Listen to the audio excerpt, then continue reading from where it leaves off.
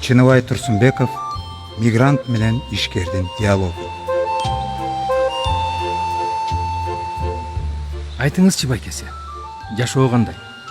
Сагындык биз, жер жок эч Кыргызстандай. Жашоо жакшы. Бардыгы баягыдай. Акаевдин, Бакиевдин заманындай. Анда жашоо эч кандай жакшы эмес го. Ошолордон бул жакка качты элек го. Алар да качышкан артыңардан. Ал бийликти башкалар тартып алган. Тартып алып, эмнени кыйратышты?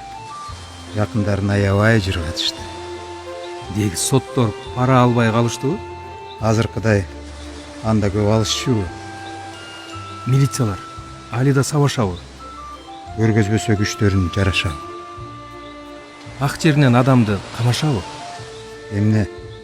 Сымдаш бийликти тамашабы? Бөлүшпөсөң бандиттер жаналабы? Буйрук берсе жогорттон абалары. Инвесторлор көп келип жатса керек. Инвесторго башка жак чакса керек. Ишкерлер кыйла эле тапса керек. Ишкер үчүн кредитке акча керек. Айтыңызчы. Айтканга башка барбы? Айлап жылдап күтөбүз акчаңарды. Дайым күткөн балдарым ойдо менин. Өкмөттөгү күтүшөт чоңго чейин. Курусунчу өкмөттөгү ошол чоңдор. Туура айтасың.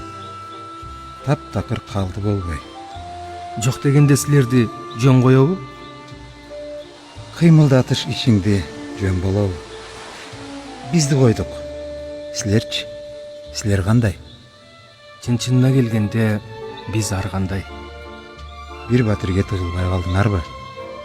Бишкек, биздин акчабызды алдыңарбы? Эги жакшы тойгузулагардыңар да. Эмне? Бизге бир нерсе салдыңарбы? Алыс жерде аман эсен болгулачы. А силер такыр чуручууну койгулачы. Бизде болсо бардыгы баягыдай. Бизде болсо адам жок аягыдай.